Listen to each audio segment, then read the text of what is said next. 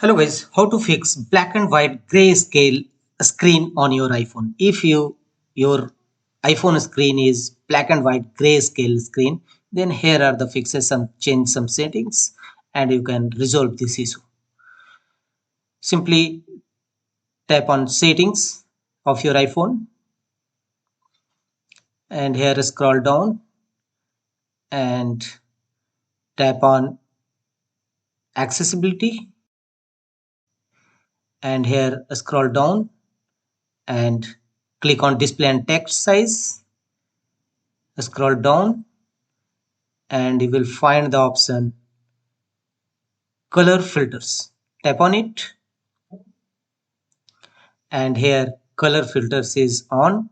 So turn off color filter first and your iPhone screen will change and original screen you will see. If you want to color filters on, then choose other color, green and red filter or blue and yellow filter. Then you can also get rid of black and white grayscale screen issues. So choose as per your choice. If you disable color filter and if you want to enable color filter, then choose another color of your iPhone.